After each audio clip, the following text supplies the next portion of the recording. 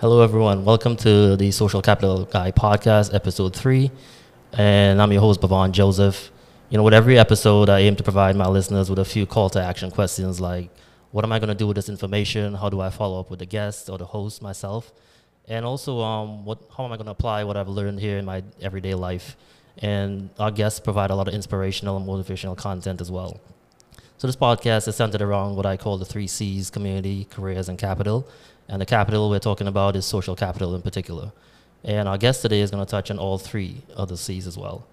Support for the Social Capital Guy podcast comes from Northwestern Mutual Chicago. This episode in particular, and for over 150 years, Northwestern Mutual Chicago has helped people find more ways to go further in their careers. So today, my guest is Andrea Williams. So I like to talk about how I met my guest. So I think it might have been 2018, 17, 18. Mm-hmm. She was invited to join a Woman of Wall Street panel that we had. And in the audience was a lot of students, primarily young women of color. And the point of the panel was to show girls and young women that there's a place for them in finance. So Andrea was gracious enough to join the panel with some other young ladies. And it was an amazing event, very inspirational. So I don't like to read through my guest bio, so I let them kind of take it from here. So Andrea, welcome. Thanks for joining me today in conversation. I'll let you kind of give your elevator pitch, your intro, and tell us your story. Thank you. Thanks for having me. So I guess to tell you a little bit about myself, I began my financial planning practice in 2008. And I'm originally from Chicago, and I got started in 2008 with Northwestern Mutual. So in just a few months here, it will be about 15 years that I have been doing this. And I'm a board certified financial planner. I have a Series 6, 63, 65, Series 7. I'm a chartered life underwriter, and I also have another designation called a ChFC, but it's similar to the other ones. So I specialize in working with business owners, physicians, and individuals in leadership positions, like C-suite positions in various different companies. And really, the type of work that I do with my clients every day is centered around education. I think that's a huge piece that's missing from my industry. And a lot of advisors just advise. They just tell you what to do, kind of in the same way that a doctor would just hand you a prescription. They don't tell you what's in it. They just tell you to take it. So I've constructed my practice very differently, where we have different advisors that are on staff specifically just to educate our clients. So I kind of go in the hole and spend more money and have a bigger overhead than most advisors, but I'm not here, to pad my pockets. I'm really here to make an impact, and I would prefer to be that advisor. So that's what I spend my time doing day to day, and I love what I do. Good. And talking about education, right? So we'll start with the community aspect. So I see a big gap that exists between the young people that I've been working with, the communities of color that I work with, when it comes to financial education and opportunity and education in general, right? So I think the focus that you have on education with your clients is super important.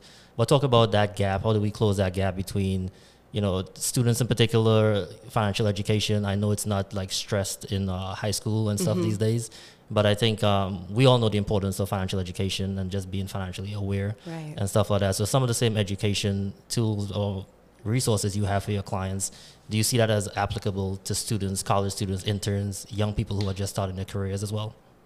Absolutely. I think some of the analysis we run could educate anyone, whether they're in high school or in college or they're getting their first job.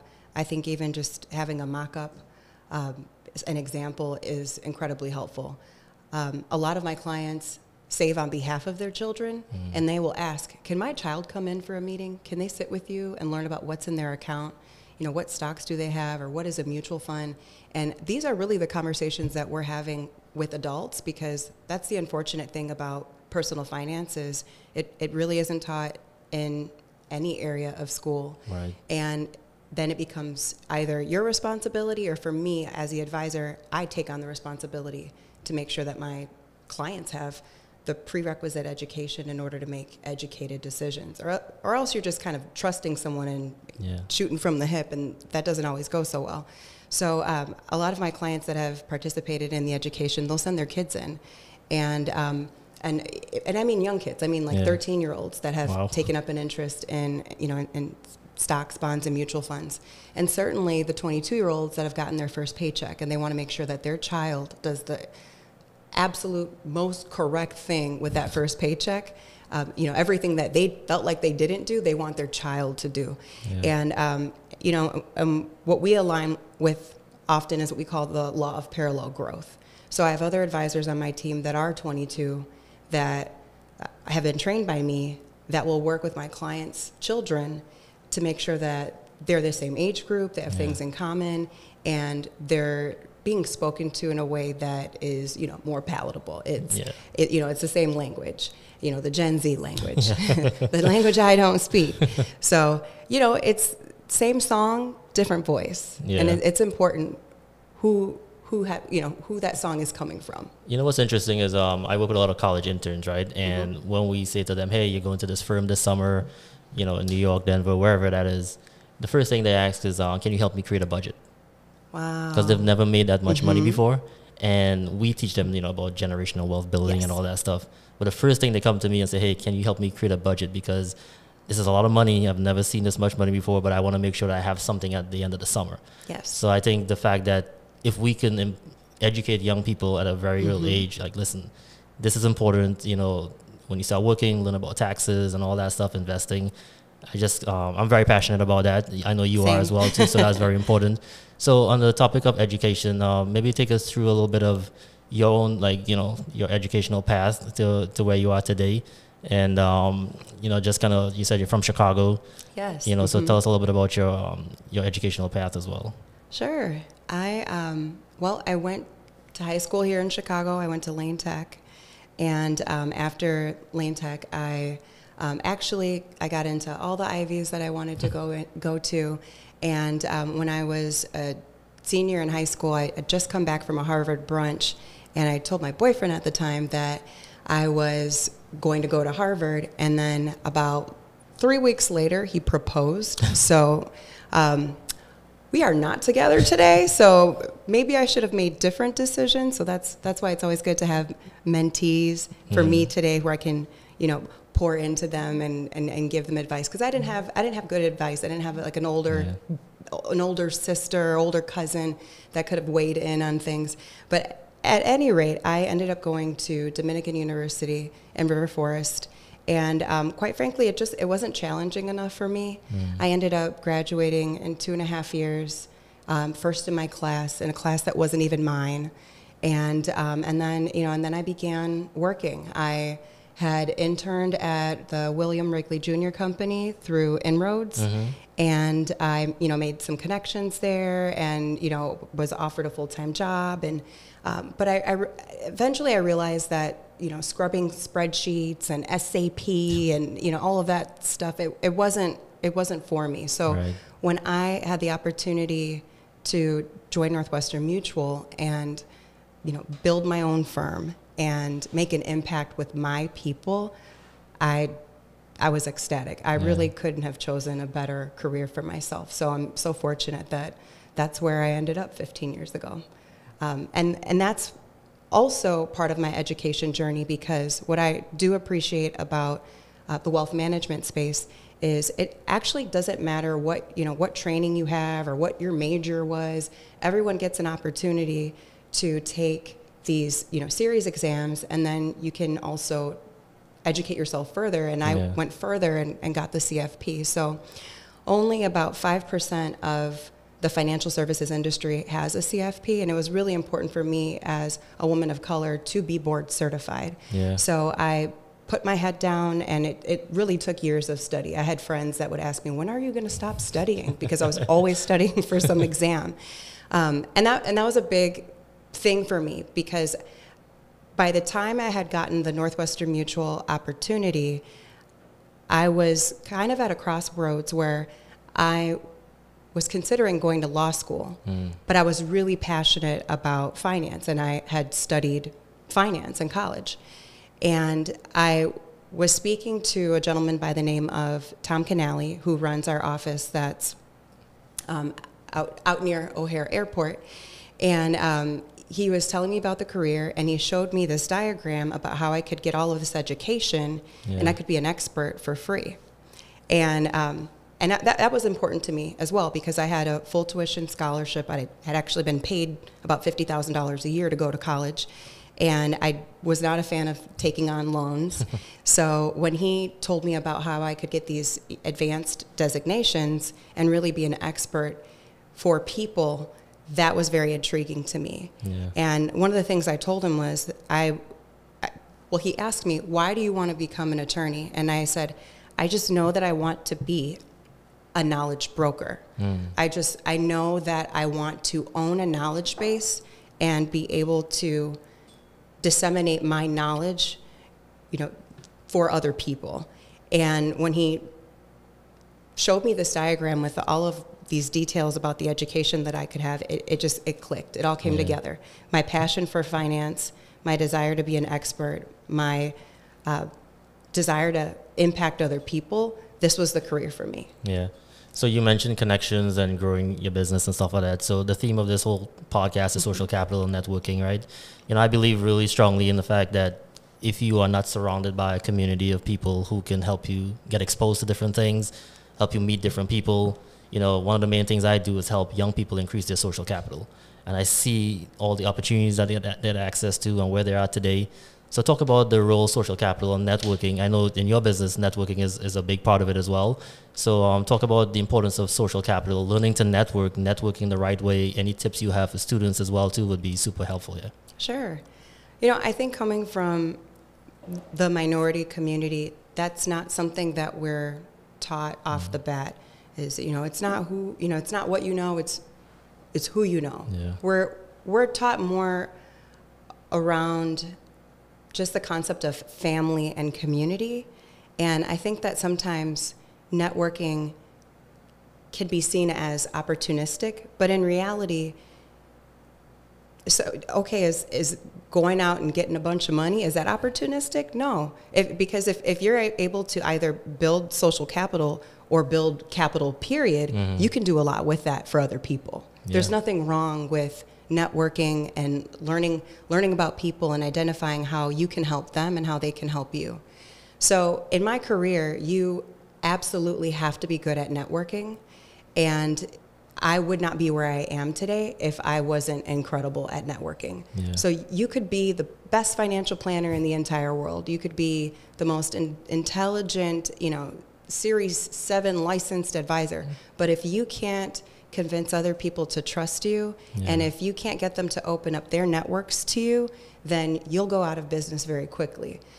So just, growing up in Chicago, in the inner city, networking is one of the things that I feel a lot of people have a disadvantage with, and that's why I'm so grateful for all the work that you do and the Greenwood Project that you've started, and this podcast, because it's very challenging when everyone is told to go to college, take out all of these loans, and then there isn't a network for them to tap into to get their first job. Yeah. And when I told my family that I was going to study finance, and don't get me wrong, my parents, they met in college. They both were first generation college students. They met in college. So it wasn't unusual for me to go to college, but I also grew up in inner city Chicago in somewhat of a blue collar neighborhood where, if you go to school and you study education, you become a teacher.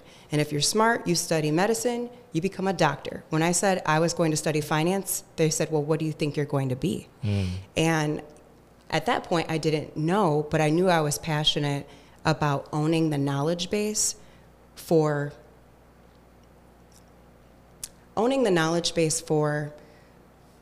money, for being able to grow financial security and financial stability. That was my goal. So I figured as long as I studied finance, I would have a good foundation in that area, and then I'd be able to build something from there. Yeah. And then along came the Northwestern Mutual opportunity. It just had all the pieces right there in front of me, the licensing, being sponsored, the training, the mentorship, the cohort that you grow up with. Yeah.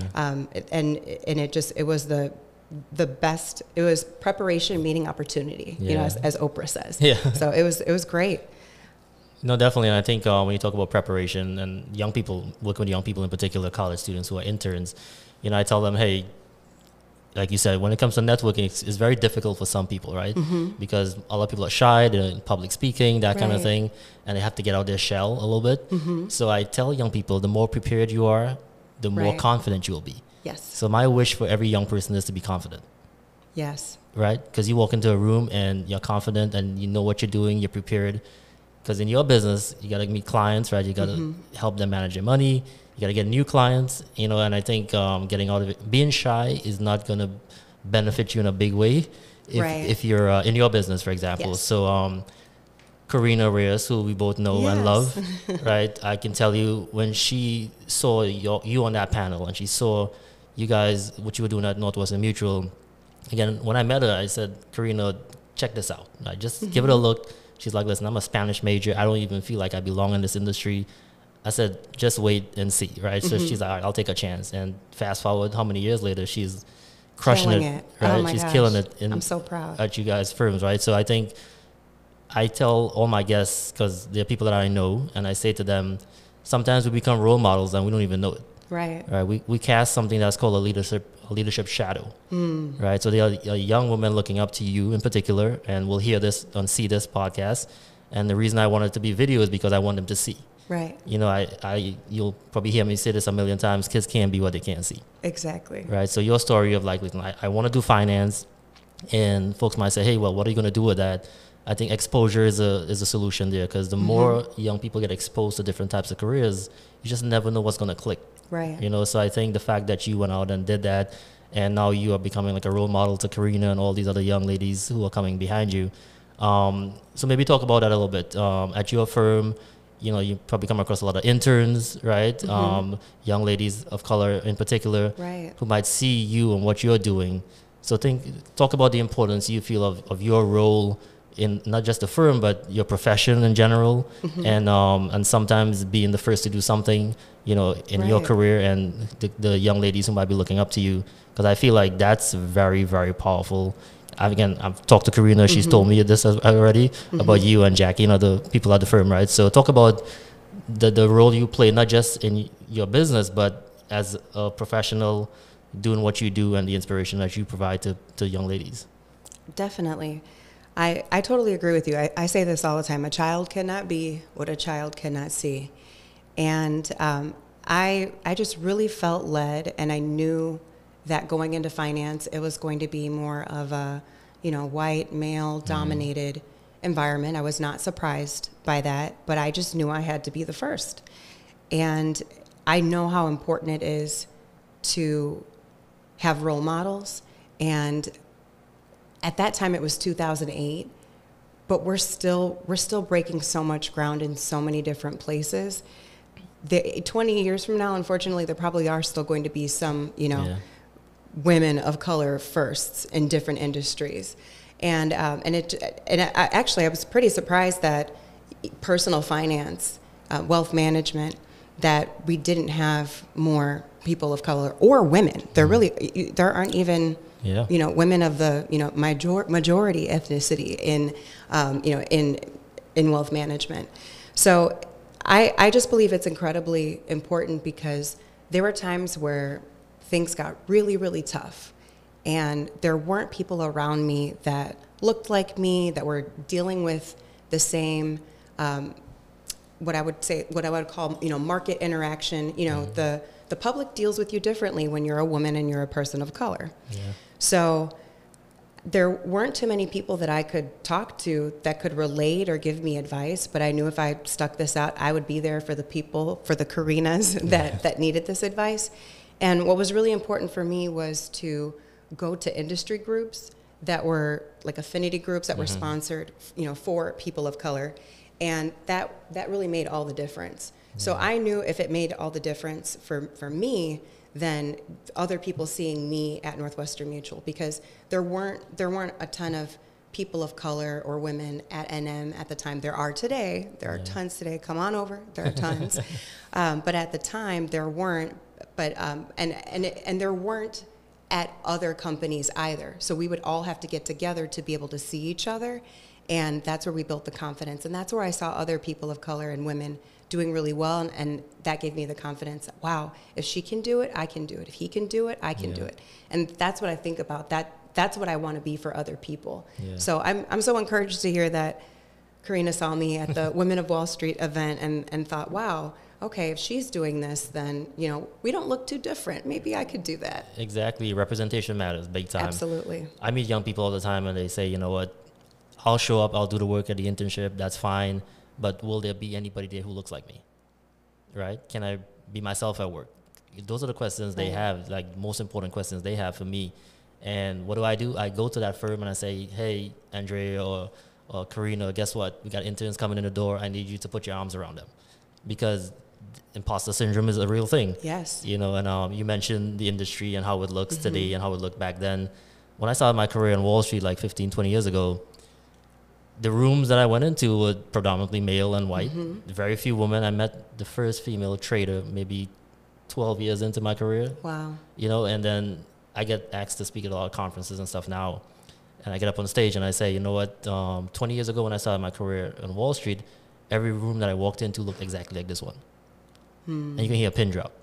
But I'm preaching to the choir. They know. Right. So it's going to change eventually. I think the more young people that we get in the door, they'll rise to the top and they'll do well and they'll keep the door open. I tell every young person, you know, we'll open the door for you. You got to keep it open and bring somebody with you. Exactly. You know, so I think when we talk about social capital, I encourage young people to become their own social capital. Because I say, hey, you got to stay connected to each other. The person that's sitting next to you right now will be a future leader of something. Yes. You know, you can't always call me. Right. You know, my goal is to fade away into the background. Yes. I've done my job. I want you guys to become your own network, right? Now, you mentioned affinity groups, employee resource groups. I feel that's the secret sauce for a lot of firms that need to be supported, you know, have the ability to have a budget, that kind of thing. I was just going to say that. Exactly. They need resources. They need to be empowered because I will tell you, like I just said, these young people, I brought them to the door of these firms and I handed them off to the ERGs.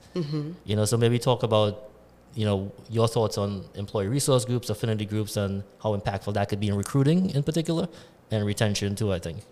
Absolutely. I think that, number one, organizations need to have these groups established, even if they are sponsored by someone who is not a person of color. A lot of our affinity groups at Northwestern Mutual are sponsored by people who are allies. They are not a woman or person of color themselves, but they make sure that the group has what they need. They advocate for their budgets, and they serve as a bridge to other resources and people. And they really start to develop a sponsorship relationship with that group, because these groups can't be successful on their own. Just because people are getting together and, you know, having coffee or having, you know, a wine night or an event, that doesn't mean that that's going to create more success and more opportunity for these people. So in addition to having them, we have to make sure that there's the right ancillary leadership there, and that's where I think sponsorship is just so phenomenal. Northwestern Mutual does a really good job at that.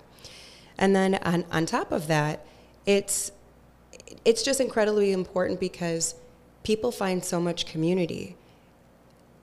People who are not people of color, so if we're, you know, white men and, you know, white male dominated environments, they walk in and they have community right away.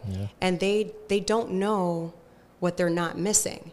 And when you're someone who looks like us and you step in and no one looks like you, or they're not from the same side of town as you, and you all have different hobbies, it's difficult to strike up a conversation. So when it comes to recruiting, if you have these affinity groups, I absolutely would talk about that in the recruiting process and plug them in right away. And if that candidate could even have an interview with someone from that affinity group, that would be a great idea, because then they could have a little bit more of a candid conversation about, you know, why are you here? What do you think the opportunity looks like here? And, you know, how are you treated? And, you know, what should we do? And just, again, networking. That individual can help that person, that new candidate, get networked throughout the organization. And that just leads to that individual's success. Yeah.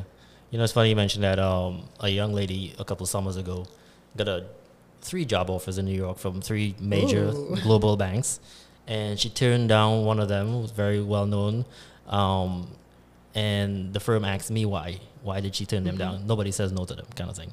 So I said because she told me she had not met a person of color in the entire interview process. But at the firm up the street, she did, and that's where she went, and that's where she is today, full time actually. Right. So I think a lot of firms assume that everybody knows who they are and wants to work for them, and they need to examine their practices around HR and recruiting and stuff like that. Be very intentional about recruiting from schools you may not typically look at. Many of the students I work with are not at Ivy League schools. Most of them are not. Some are at community colleges, city colleges, you know, but they're smart and talented young people everywhere, right? But they don't have that social capital. That's the one thing they're lacking. They're ambitious, they're coachable, they're open-minded, they're hungry, they're ready for opportunity, but they don't know anybody like you, or they don't know they've never heard of Northwestern Mutual or UBS or whatever. And so I think there's a lot of work to be done around firms getting in front of young people, especially young people of color at an earlier age, to say, this is who we are, this is what we do. And that's why I started working with high school kids in particular, because I was telling the industry, like, listen, you are starting to recruit kids rising junior year in college. It's way too late. It's way too late. They've made their decision and they're going on and they're going to find a career somewhere else. You got to come way earlier than that and get your brand in front of them. So I think the fact that with this podcast in general, in particular, a lot of firms will be on here talking about who they are, what they do. And I want to use my platform to spread that to all these young people across the country to say, listen, there's opportunities at these great firms you have never heard of before. Right. You know, so I think when it comes to recruiting in particular, you mentioned, you know, ERGs playing a big role. And once the interns start working, being part of those groups as well. Yes. Because a lot of the young people I know now who are young professionals in finance, they are taking leadership roles in those ERGs. Love it. And they have a big voice in getting more students just like them in the door. So when we talk about interns, you know, what are some of the pieces of advice you have for interns when it comes to networking within, like, inside of the firm? You know, because I think a lot of interns I meet, they think they have to show up on day one and solve all their problems. And I tell them, no, you're actually interviewing the firm as much as they're interviewing you, and you're laying the groundwork for your possible future at that firm. And I know Karina does a great job of this she networked her way everywhere. But what's some advice you have for an intern, for example, who's at the firm already, will be there this summer, things they should be doing in advance of getting there, and when it comes to social capital and networking? Oh, absolutely. I think it's just important to introduce yourself to people. If you're in the break room or if someone leaves their office door open, I wouldn't be shy about stopping in, waving, and asking that individual, you know, what is it that you do here for, you know, our great company? And people love to talk about themselves. People would love to tell you about their career and what they've accomplished. And when I was getting started, I would send emails to folks that others had name dropped. I'm like, oh, they sound really important. I'm going to ask for 15 minutes on their calendar. And then I'd be able to go in there and, you know, I remember, you know, one gentleman, he was talking about his wife, Jody. I'm like, wow, my mom's name is Jody. And we were able to find some commonality there. And he was one of the reasons why, you know, I'm successful in my career today. And it's amazing what you can do just striking up a conversation, getting to know someone a little bit more. And don't ever hold back from doing a little bit of research. We're so blessed today to have the internet, to have things like LinkedIn. Like LinkedIn, just came out right when I started working, and a lot of people didn't even have profiles set up yet, didn't have all their connections there, but you can see who they know. You can see if they know someone that you know. You can see if you have any commonality with them at all. Use that information to strike up a conversation to show them, hey, we have something in common. And whether it's where you went to college or there's a sports team you all like, they'll stop by and want to talk. Oh, did you see the game yesterday? You know, what's your opinion on this? It's just so important to build some of those soft skills and build that relationship. It's not just about, you know, the numbers and doing the work. It's also about building community at work. We spend most of our lives at work. People at work, You had better enjoy who you're working with. You better make some friends there. And that's just a starting place. And then when it's time for a promotion or it's time for them to decide, okay, who's going to get a job offer out of the internship, that's when they're going to start thinking about you. And that's also an opportunity for you to tell them what your plans are, because that's one thing that established people will always ask interns and young people, what are your plans afterwards? Yeah. So if you're doing an internship somewhere, don't say like, oh, I'm going to go get my MBA right after this. That person doesn't think you're serious about a job offer. But if you tell them, I'm excited to start at this firm, now you're speaking with some gusto. So they're going to go tell HR, or they're going to put in a good word for you, or they may ask for you to join them along on a project. And that's really how you transition just saying hello into some deeper networking that, you know, ultimately becomes a relationship. Yeah. One other thing I'll say is when I had extra time during my internship at Wrigley Gum, I would stop in to different people's offices, and I would ask them if they needed any help with any projects. And I had just learned how to become an Excel wizard, and they were kind of working with Excel in a little bit more of like an old school way at the time. And they gave me a project, and I had the sheet just turning colors and graphs and all sorts of things, and they were so impressed. So then they would call on me for additional projects. They're like, hey, can you soup this up and make it do this? And I'm like, hey, all good code is borrowed, so I got the internet, I can figure this out. And you know, and they loved me, and you know, they ended up offering me an opportunity to go full time, and you know, I wouldn't have had that opportunity, I don't think, if I didn't really stick my neck out for myself and build relationships with other people. And took initiative too. Exactly. And Excel, by the way, is still very valuable today. The number one skill that our employers are asking for from young people. So I think, I think LinkedIn, so you mentioned LinkedIn. One thing I do is help young people build their profiles. And when I was building my organization and I had to find funders, donors, partners, LinkedIn was gold. It was gold. And I think a lot of young people don't see the true value in LinkedIn. Like you said, it's a long view, right? We connect today on LinkedIn. It's not just connect and just don't ever like say anything and don't even, you know, like mention or reach out. We're all busy. Right. And I tell young people and people in general, like, someone probably was not always going to get back to you right away, but stay top of mind. And how do you do that? It's not necessarily bombarding them with messages every week. It's posting something. Right? I just graduated. I just passed this. I just did this certification, whatever it is. And they'll see that in their feed. So I think it's networking is an art. I think it's an art. I think it comes with time as well. Because when we're young, we're like, whatever, we're not even thinking about it in that way. But when you're starting a business in particular, and you need clients, and you need partners, investors, or whatever, LinkedIn, I stress that with young people and just people in general, entrepreneurs especially. I was like, tell your story on LinkedIn. Like, tell your professional story, tell your journey. I use it that way literally every single day, highlighting the stories of my alumni, myself, this podcast. And so much comes out of that because you're building a narrative about yourself. Absolutely. You know, so I think maybe talk about that as you build your practice and you grow your team, right? What's the importance of building a narrative about yourself, about your business, about who you are, that eventually I think becomes a formula to bring clients to you, right? You and I were just talking before we started. I said, these young people that I know are young professionals making good money right now, and they're looking for advisors who look like them. Right. And guess what I'm going to do? I'm going to send them your way, right? So I think the power of networking, you know, people do business with people that they like and they trust and they have a track record. Right. And so, but that's your narrative. So maybe talk about the importance of building trust, building a narrative about yourself, your business, that really draws people into you as well. Right. So I would say even before social media, I would have to do that in person. Right. When I would meet a person, in person back in the day, now most of our meetings are virtual, I knew I had about 45 minutes to an hour to build this, you know, this perception, what I wanted them to believe of me, so that they could believe in me, so that I could help them do what was in their best interest. And one thing that I think is an outstanding skill that I've developed as a person of color is my ability to control people's perception of me. So even before I started my career, I knew how people perceived me. I knew what the biases were, and I got really good and crafty at sharing very specific information so that people it would eradicate negative bias.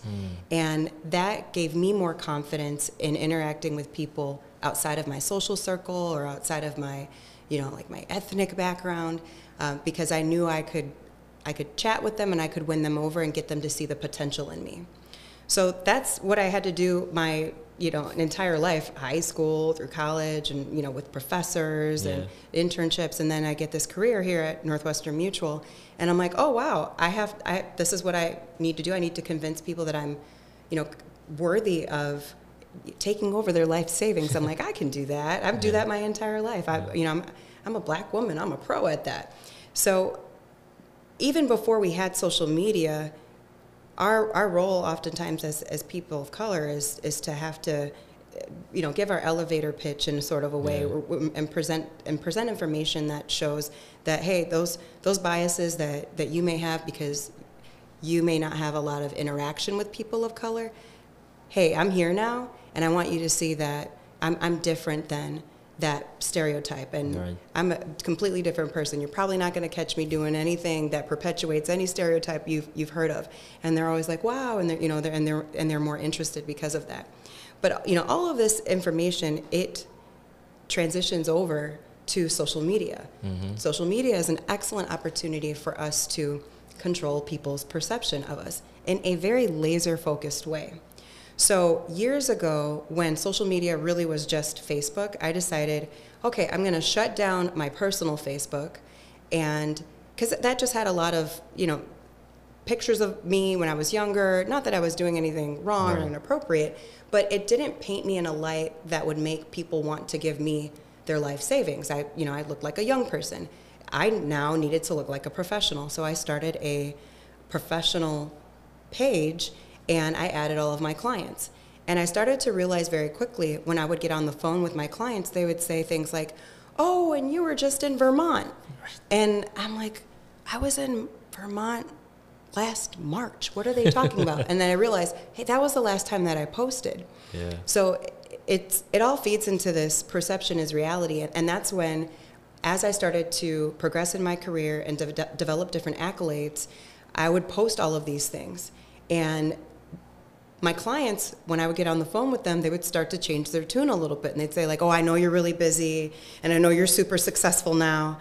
And, they said, my uncle, he just came into some money. He won a lawsuit. He's got $5 million. They're like, is that enough for you to take over right now? I know you're, I just appreciate you still kept me as a client.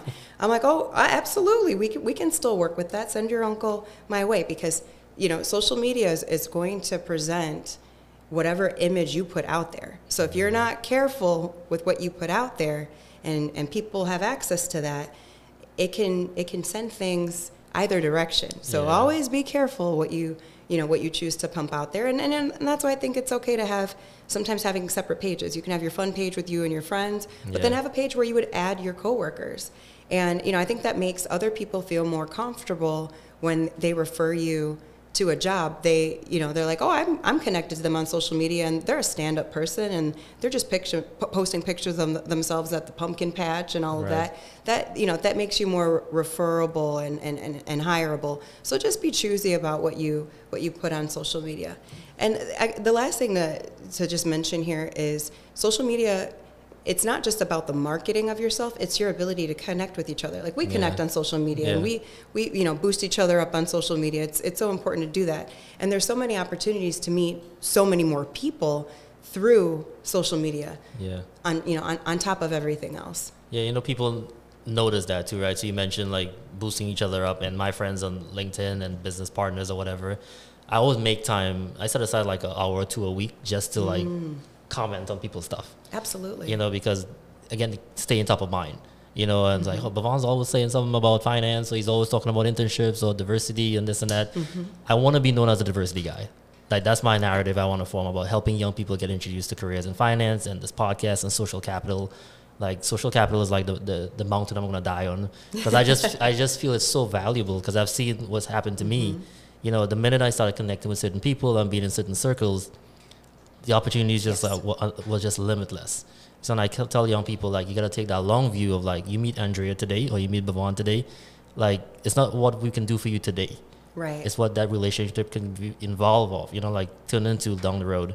And entrepreneurs who are like starting businesses, they're always trying to raise money immediately.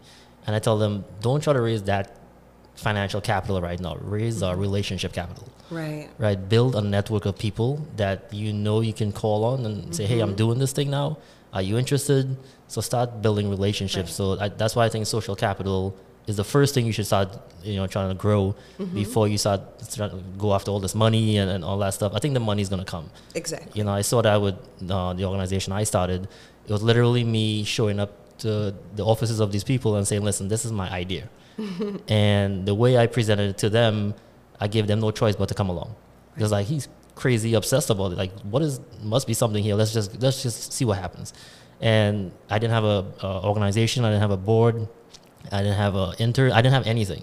All I had was the idea. So sometimes I tell young people and entrepreneurs in particular, people are going to invest in you first before they invest in your business. Right. Because they got to trust you with your money. Yes. Right. They got to trust that you're going to do what you say you're going to do. So I obsess over execution. So we'll get a donation or whatever. I want to make sure I'm going to do what I say I'm going to do. So I think when it comes to your clients and your business, you've been very successful here in Chicago and with Northwestern Mutual and building your client base. And you talk about, customers still coming to you. What are some things you do to just maintain, what you're doing? Now, I know you're super busy. You got people on your staff, on your team. When it comes to building a team and making sure the team kind of follows, that narrative of the business and you, because you are kind of like the business as well, too. So I know building a team is something that's really sometimes hard to do, trying to find the right people and stuff. But what do you look for when you're building a team in general? Wow, that's such a good question. I look for people who like work, for people who like to get things done, people who are passionate about the impact that we're going to make, people who are excited on a Monday to get it going, to get it started. And I also look for people who are excellent problem solvers. Yeah. And that's where I think therein lies an opportunity for people of color, people from, the inner city backgrounds or disadvantaged backgrounds. We are typically more skilled at solving problems because there has been so much adversity.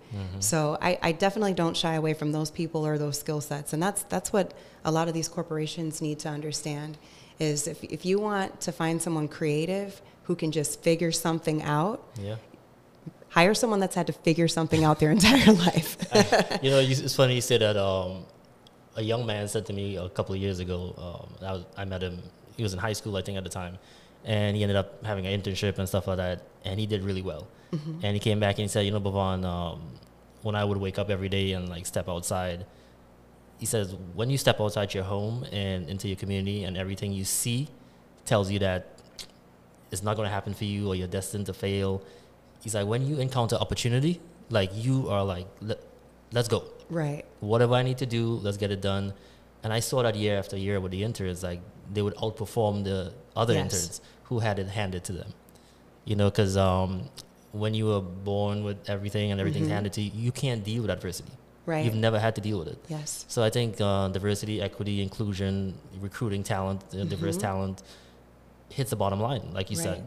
The return on that investment into those people shows up in the P&L. It shows up in the revenue. Absolutely. It shows up, and firms, more and more firms, I know Northwestern Mutual is very passionate about that as well too. They've been very intentional about growing, the advisors and making the advisors look like the world. Exactly. I think that pays dividends big time, and those companies over time will outperform everyone else who are slow to adapt, I guess. Yes. And but to your point, like building a team of people who get stuff done. Yes. And for me too, that's my kind of mantra when I'm looking for people. Is like, here's a problem, or here's my vision. How do we execute this? Let's go. Right. And I think starting a business or practice, you initially you kind of have to do everything yourself. Yes.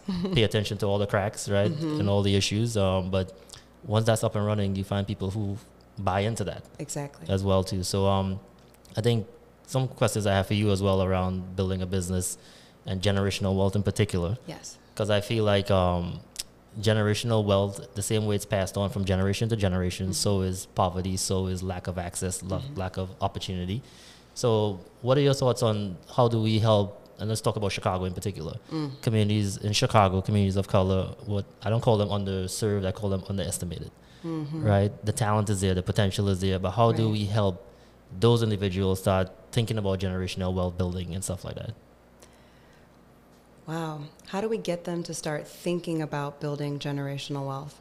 I think that the way that I've always looked at it is the only thing that I can control at this point in time when I was getting started with my career is me and my success and being an example for other people and always being available when people need a mentor. So I mentor a lot of people in a lot of different industries.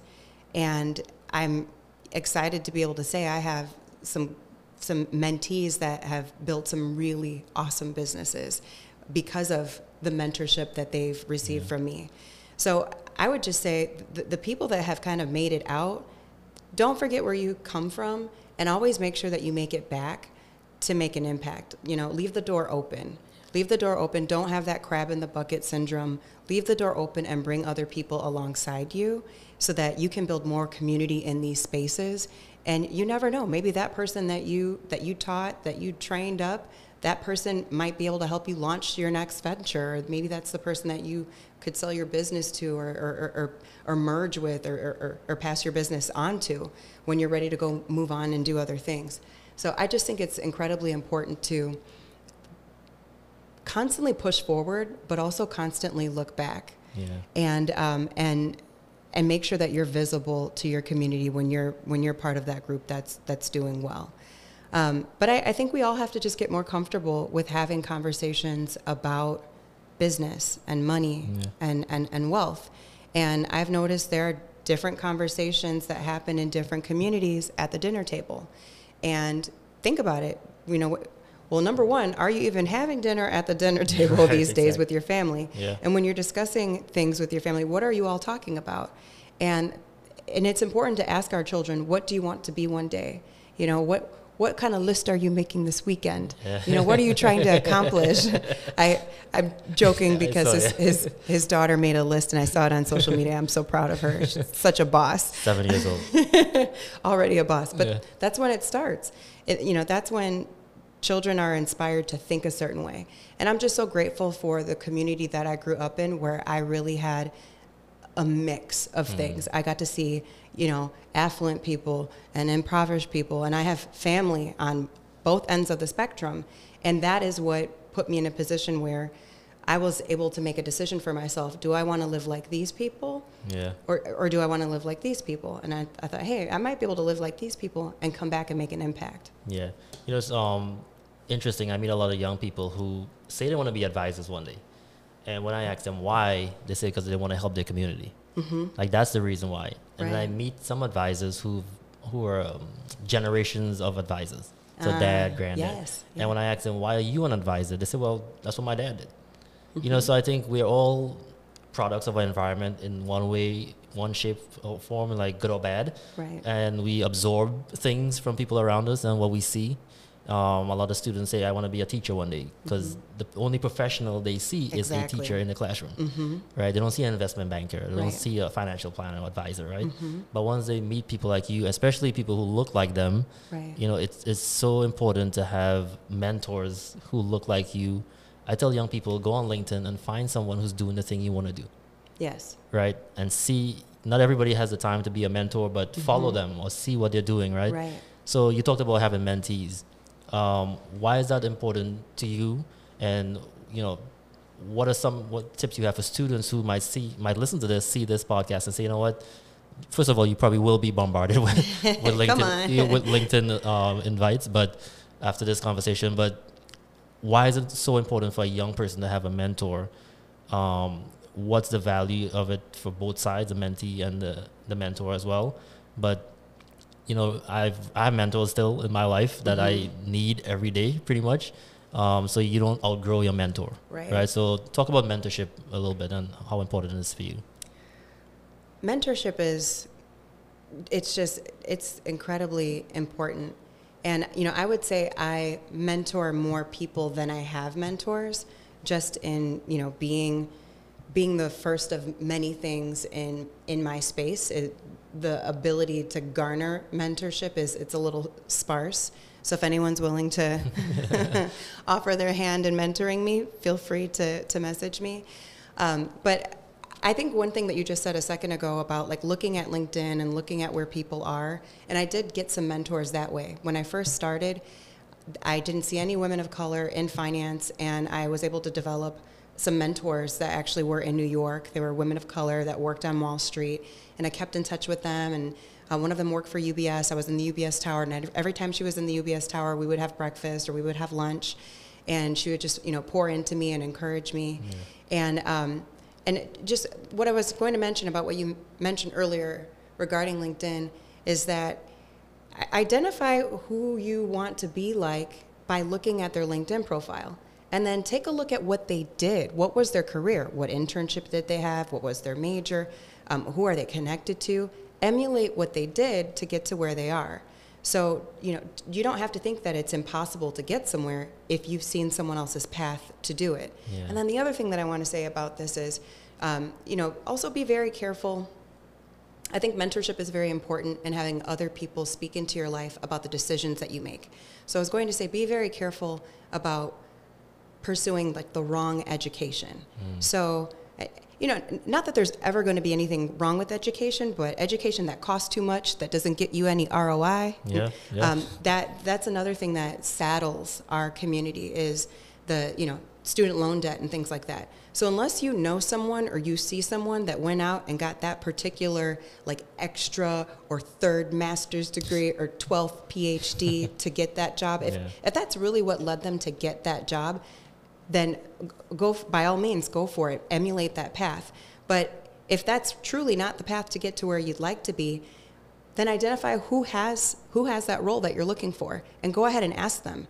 Did you go and get an extra triple, quadruple master's degree to get that job, or what? If you could do it all over again, what would you do? Yeah. If we could reverse engineer your career, what's the most efficient path? And so many people have advice on that. That's one great starter question to ask anyone that might be able to mentor you, is if you could do it all over again, how would you start? What do you think I should do? Yeah.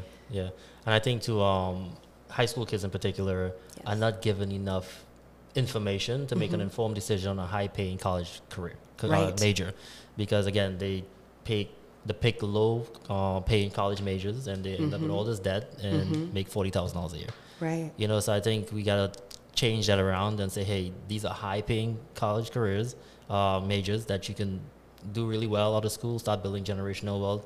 But we gotta start planting those seeds like really early. So as we start to wrap up here,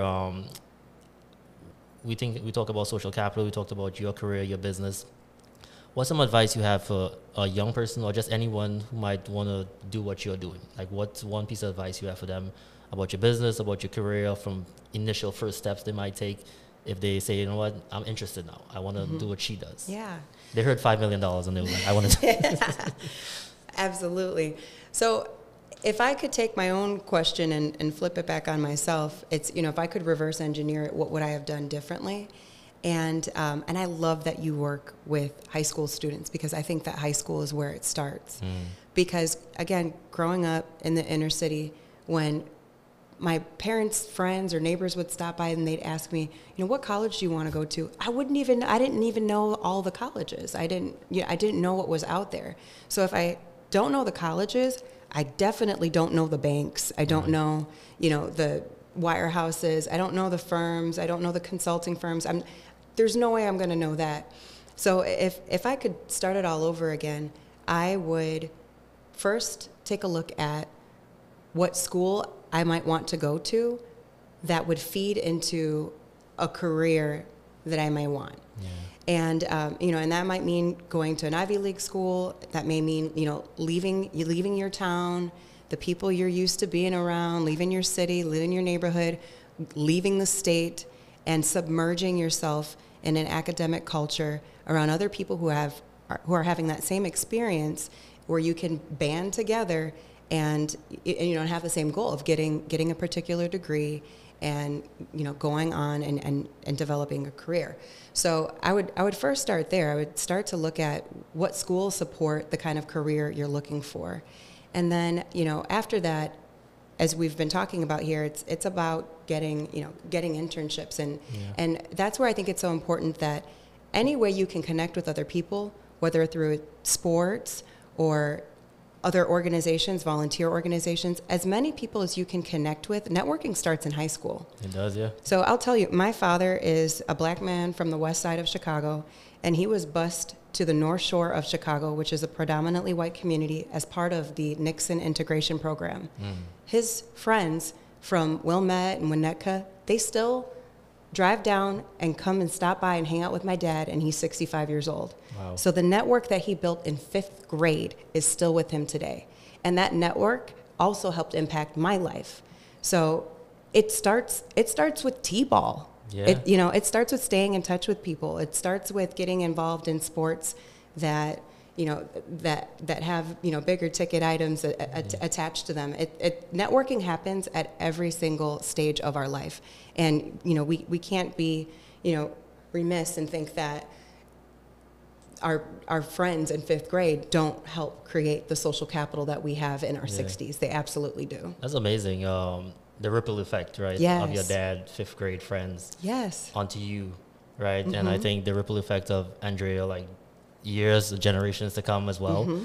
And I think what happens is we keep closing that gap, right? So your dad, 5th grade, his friends are still connected. Now it's like, for me, it's automatic for my kids. Right. My daughter is 7 and already talking about finance and stuff, I right? love it. So it's automatic, so I think that's how we close those gaps, those generational, like, lack of access, opportunity, the wealth gap as well. When I started my career on Wall Street, there was no one to talk about finance to me. I figured it out on my own, but my kids don't have to figure it out on their own. Exactly. So and I think we just have to do more and more of that and create this multiplier effect as well too. So Andrea, I just want to say thank you. Thank you for doing this, for having this conversation. The last thing I do on every episode is I flip it around, and you get to ask me anything. Oh my goodness! I'll put you on the spot. I have so many questions for you. What would you say is the single most important thing for young people to do when they meet someone that they want to emulate? Whether it's the questions they should ask or how they should follow up, what do you recommend to your students that you're connected with? So the first thing I drill into their brains every single day, every single time I see them as well, is your elevator pitch. I said, in 30 seconds, tell me who you are. In 30 seconds, make yourself memorable, right? Because that forms a narrative immediately. And when you leave that room, I always wonder what people are saying about me when I'm not in the room. Right. Right. What's your brand? Yeah. Right. So that elevator pitch is like 30 seconds. My name is Bavon Joseph. I do this. I went to this school. This is my major. I'm interested in what you do, blah, blah, blah. People remember that. Wow. You're because right. young people show up. Imagine a high school kid showing up to you and say, hey, this is my elevator pitch. You remember that. Absolutely. You remember that right away. And then following up, of course, because now they're interested. Okay, you got their attention. Okay, can I connect with you on LinkedIn? I have a LinkedIn profile. Yeah, no problem. Follow up and stay top of mind. So I think that's my first always piece of advice for young people. Get an elevator pitch ready. If you've never done one before, find a professional to help you create one.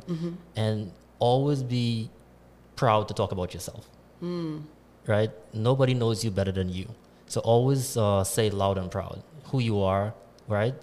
You can tell me your elevator pitch and I could try to say it won't sound the same as if it came from you.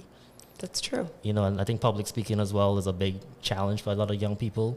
And my advice for them is when you get up on that stage or you're giving that speech, the thing that I do to help me succeed, because I was fearful of public speaking before starting my organization. No, you can't shut me up. But someone told me, like, envision that every single person in that audience wants you to succeed. Nobody's saying, I want him to fail. And that helps a lot of young people get over that fear of public speaking. And once you do that, you get your elevator pitch ready. You meet Andrea at a networking event. You say your elevator pitch to her. She connects with you on LinkedIn, follow up. But yeah, that's pretty much my advice for young folks, Awesome. Well, Andrea, again, thank you so much. We appreciate it. We will probably, again, you'll have a lot of LinkedIn requests coming your way. We'll share whatever information you want us to share as well too. But again, really appreciate your time, and we'll definitely like to have you back again. Thank you. I'd love to come back. Thanks. And cut.